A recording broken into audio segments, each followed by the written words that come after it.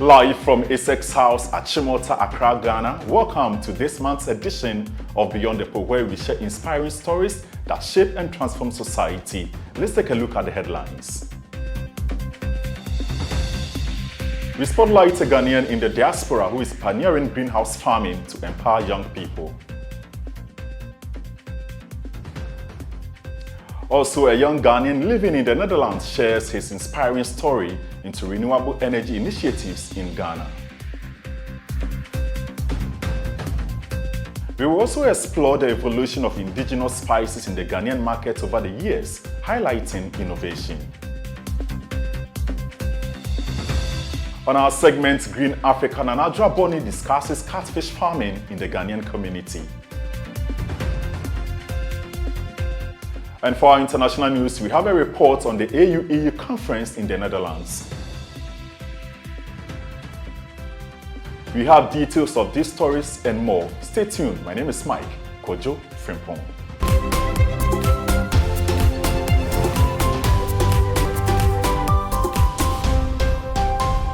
Thanks for staying tuned in to our very first story. Agriculture is becoming an increasingly profitable venture in Ghana, gradually attracting new generation of young people. However, one major hurdle remains, and that's limited financial support. Recognizing this gap, Vincent Gambra is sowing seeds of change through his greenhouse innovations and startup capital initiatives. Hortiterra is making farming more attractive to young people. So we are building local greenhouses, putting simple irrigation systems in, getting good seed, training young people within 4 months to become a good farmer. Vincent envisages a more practical approach to teaching the next generation of farmers to enable productivity and retain knowledge. How we're going to train them is also visual, less theory. Many young people are tired of the theory. And myself also, I don't buy the idea of always sitting in a class, making notes, imagining things that you don't see, being taught at school. Now, we want to just put a screen there, show the videos to you. This is how nurseries are being organized. You do your nursery like this, like that, like this. In 30 minutes, 45 minutes, you are in the nursery, the nursery greenhouse. You see it. What you saw it on the video, you see it right there. We want to make it also, once again, easy for the farmers. And we don't like the farmers or the young people to go into mismanaging their funds. What we will do is that they will get a greenhouse. If the financial institutions give them the loans, they're not going to have cash, but they will receive a greenhouse, complete greenhouse with everything inside. Even what we are also planning to do is to have the greenhouses there already. They can rent. They can rent the greenhouse. We build the greenhouse maybe 20. So if you want to rent it, you can rent it. If you want to buy it, you can buy it. That's a laudable initiative from Vincent Gambra. To our next story. For many who travel abroad in hopes of building a better life, one challenge is integrating into a multicultural society after growing up in a largely homogeneous environment. Samson Nibi, president of the Ghana Union Netherlands, is creating a supportive community for young Ghanaians living abroad to help address this challenge. Being president of the Ghana Union it's a challenging job. It's voluntary, but I decided to pick it because I've had some kind of experience in bringing Ghanaians together. Yeah. So after my university studies in Ghanaian, I remained there in the city. Yeah. There were many Ghanaian students who were coming. Okay.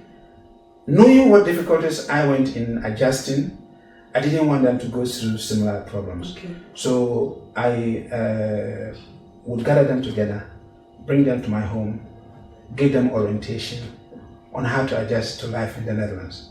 And I've done that over the last 20 years. Okay. So when people asked me to become president of the Ghana Union, it was for me a matter of applying what I did there to the whole of the Ghanaian population in the Netherlands. Many face silence and isolation after moving to the diaspora. Having experienced this himself, Samson Nibi, a Ghanaian resident in the Netherlands, is transforming that story. As president of the Ghana Union Netherlands, he strives to rebuild the community by fostering cultural identity, youth mentorship, and grassroots participation across the diaspora. Through his efforts with the Netherlands Alumni Association of Ghana, Samson aims to establish long-term cocoa sustainability, a goal he believes the new leadership can support through the Dutch Embassy. NAG has now a new executive, which started earlier this year. I'm sure they will pick up those projects again. It was into vegetable farming, and I think they had also something on long-term sustainability of cocoa production, right? Which some committees within NAG were preparing documentation about that. I'm sure sometime within the year. Becoming the president of Ghana Union will only deepen that collaboration, especially also with the embassy of Ghana here. Together we worked and rolled out visa and passport applications outside of the embassy. That was done here in Amsterdam. So it's the first time that it has happened. I commend the consular for bringing the idea out, and we worked together to make it possible. So that and many other projects we will be rolling out. The embassy is interested in really connecting very well with the diaspora here, and encouraging them to, just as we will be doing, encouraging them to think about investing whatever it is that they can invest in back home. There's nothing as soothing as feeling at home in another man's land. To our next story, in the energy sector, we spotlight Owura Okordie Yeboah, a young Ghanaian in the diaspora who is working to address Ghana's ongoing power crisis by championing renewable energy as a sustainable solution. Ghana, over the years, has battled with power outages. Although there have been several initiatives to address this crisis, it remains persistent. In this regard, Owura Yeboah, a Ghanaian Netherlands indigent who spent his formative years in Ghana and has witnessed the challenges and resource deficits there, as well as the abundant resources in the Netherlands, a multicultural society where he currently resides, is embarking on a journey to make renewable energy available and accessible to Ghanaians. But for a young man who earned his first degree in aerospace engineering, I wondered what sparked this sudden interest in renewable energy, oil, and gas. I realize you have swayed or diverted from that, and now you're into gas, oil, and renewable energy. What changed? So I went to lunch sometime in university when I was already in my third year, and Akitunde was telling me Ghana has discovered oil 2007. At that time it was 2010, and you've already achieved first oil. First oil is just the first drips of oil that they extract. And when you design a platform, it's about a race to get to first oil as quick as possible, because it determines how long, or it's part of how long you could extract crude oil from a particular reservoir, right? So the quicker you get there, the better it is for you. You also have to do a little bit of contracts. So I saw that as a higher calling. I connected it back to the experiences that I had growing up, which is the famous Dumsor we have, right? It has always been there, and I wanted to do something that could alleviate that. And so I thought, maybe not petroleum engineering because it's too far from what I'm already doing, but design an oil platform sounded like the way to go. The amount of power, the power that you generate and be able to power homes, right? Because 1 gigawatt of power from a wind farm can power about 860,000 homes. Each home has about 4 people. So you can already do the math and see how many people you can impact with such a project. It takes about 3 years from inception to completion of construction for such a wind farm to construct it. Talking about impacts, do you think Ghana will capitalizing on renewable energy? Or you think we're slacking? Interestingly enough, hydropower is renewable energy. People don't say so or think so, but you've already done something. Kwame Nkrumah did a great job by giving us the dam in the Volta. So we started with that. And now we have about 14 thermal plants, so that's not renewable. I do not understand the reason why solar is not being capitalized, but I've seen some houses around here and also in some other suburbs. Could it be how expensive? Yes, It's so very the expensive initial to- down payments are high. Access to capital by the average Ghanaian is not that easy. The interest rates are pretty high as well, about 10, 20, 25% sometimes for some banks to do some kind of capital projects on your houses. So I think that's where it's from. It's not very affordable at the moment. So I think there's a lot more to be done, and that's actually my dream, to be able to be part of that solution to get rid of the problem of power outages in Ghana first, and then West Africa at large, because I believe that West Africa could be the fourth wind power market behind the United States, Europe, and Asia. Moving away from the renewable energy sector, a sibling duo during the Etuahene and Kwame Amisa is bringing new life to indigenous Ghanaian spices that have long been essential to culinary practices through innovative repurposing. In Ghana, indigenous spices like turkey berry, locust beans, and Aden fruit have long been staples in our kitchen, infusing meals with rich flavor and healing properties that once prevented countless ailments. But today, these traditional spices are gradually fading from daily use. The rise of synthetic and imported seasonings, combined with the tedious process of preparing natural ingredients, is eroding this culinary heritage and increasing our vulnerability to diet-related illnesses. Dorinda Etuahene tells us what propelled this action. So what inspired me to go into this kind of business or this product is that in my monthly flow, I wasn't flowing well. So I asked an old woman to give me a solution, and she was like, okay, I should boil precursor and add ginger to it. I should drink it and see if it will help. And I did that. So from 4 to 6 months, I saw the results. So after seeing the results, I thought of it like, okay, why don't I grind it into powder for everyone to benefit from it? I used some to cook myself, then I saw that, okay, it also helps. The whatever helps in good vision, it helps those who has bad sight, and it lowers the blood pressure. The siblings' mission is to restore and bring women back as guardians of culinary knowledge and active players in modern markets, to increase visibility and economic power for the women who farm these spices. I believe every woman should have something in hand doing. If nothing at all, you should have something in hand doing, so that you don't go through certain stress that will lead you to certain situations. So that's how come we all our eyes is on women. Every 6 months we have technological or digital workshop for the women in Upper West region. Yes, all this workshop is done by ourselves, best siblings, and our partner in Upper West region. The motive behind this workshop is to train the farmers the new era of doing business, or the new era of producing their products, because they cannot use the old system as they used to be. There must be a track of how they do the product, so the customer will understand that, of course, this product I'm buying it from best siblings, and this is the source of the product. Of course, so just doing that, we have to also train them. How do we train them? We have to have these digital tools for them, and then show them how to use it. We have certain people in age group. For example, we have people from 30 to 35 years who are much have little knowledge about technology and can also speak the local language.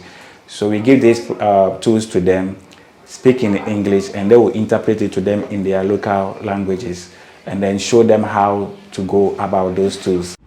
Looking forward, John and Dorinda aspire to expand their impact while maintaining authenticity with a plan that includes establishing dedicated farms for prekese, dawa dawa, and ginger to ensure organic supply and entering 20 international markets.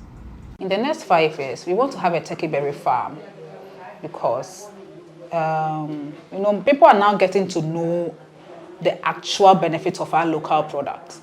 Because of now the heart attacks that comes, you are there, you just feel heart attack. Some people are just dying unnecessarily through the food that they eat.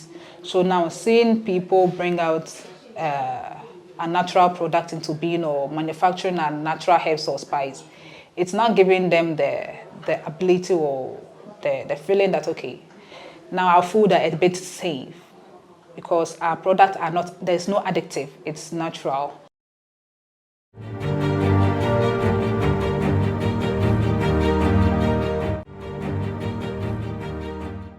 Now onto our international story. On July 4, diplomats, scholars, and media professionals gathered in The Hague in the Netherlands to examine the future of African Union-European Union relations. Hosted in honor of Professor Roel van de Ven's retirement, the panel moved past ceremony to confront deeper tensions. Despite decades of cooperation and over 20 billion euros in aid, trust remains elusive. Migration emerged as a key point of discussion, with Africa viewing it as an economic necessity, while Europe frames migration as a security threat. The panel also highlighted Africa's growing debt burden and illicit financial flows, calling on Europe to support fairer tax systems and trade reform. In response, 4 priorities were outlined: youth employment, debt justice, sustained dialogue, and meaningful cultural exchange. The message was clear: the era of transactional aid must end. A new partnership must be grounded in equity, accountability, and African leadership.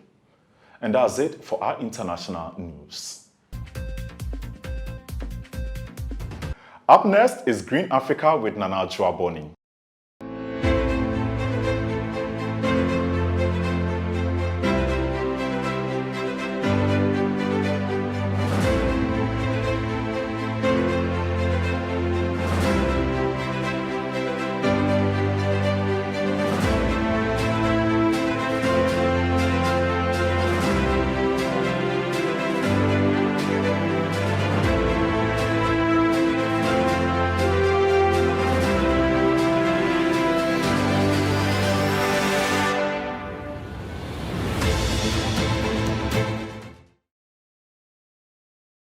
Well, you know what time it is. It is Green Africa with your favorite host, Nana Joaboni. On this episode, we delve into the world of catfish farming. Hey, we'll tell you everything that goes on within the whole cycle of catfish farming. And I'm doing this today with Michael Watson, one of my favorite farmers here in Ghana. Mike, how you doing? I'm good, and you? Hey, I'm fine. It's been a while. Yeah. About 4, 5, 6 months ago. I know you do mushroom. Yeah. Right? Yeah. What inspired you to start catfish? Okay. Yeah. What we do is that we do alternative livelihood farming. What you may not need a big land to do. So in here, thinking about catfish, we realize that catfish also falls within the same terrain. So let's delve into it. Walk me through the entire production cycle of catfish farming. Okay, so you first need a container like we have, the white container, or what we call the tarpaulin tank or the earthen pond. These are the 3 main ponds that we use in Ghana.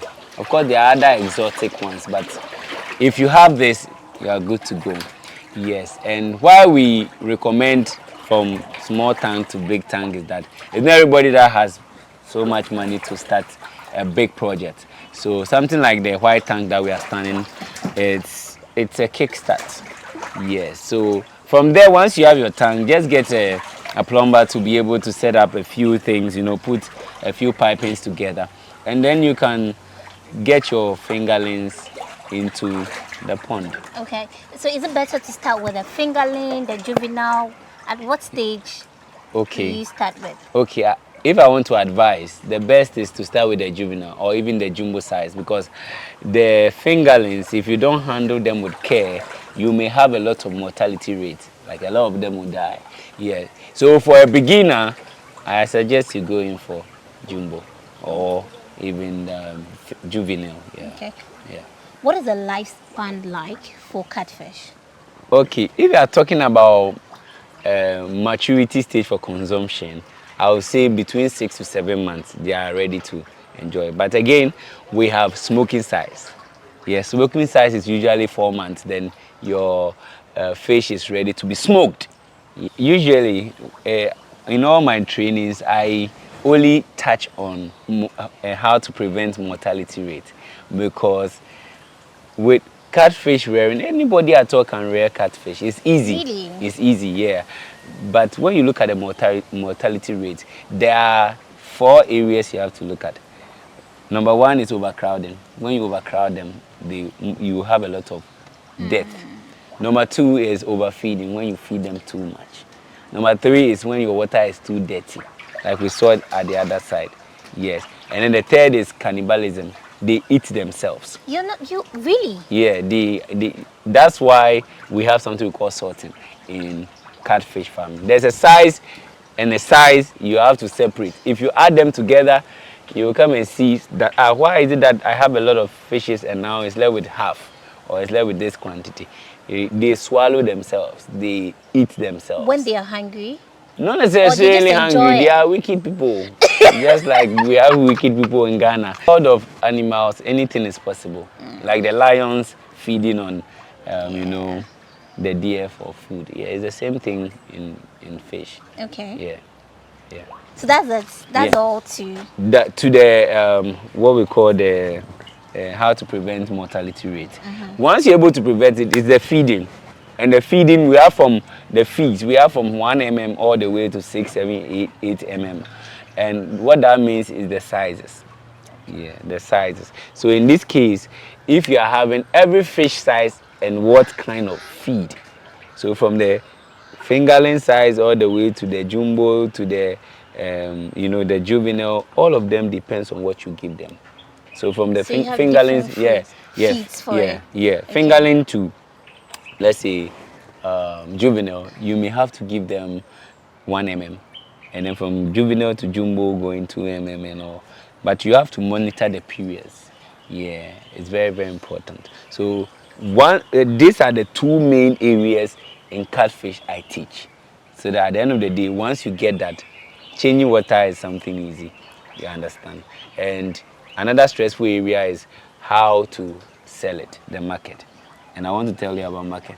In marketing, what you have to appreciate or actually look at is adding value to your product. Other than that, the market will determine your price.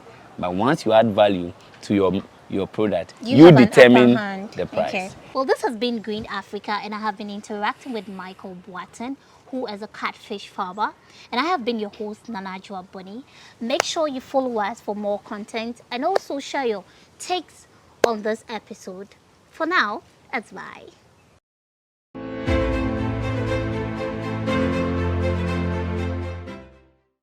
Thank you so much, Nanaja, for that insightful discussion on catfish farming here in Ghana.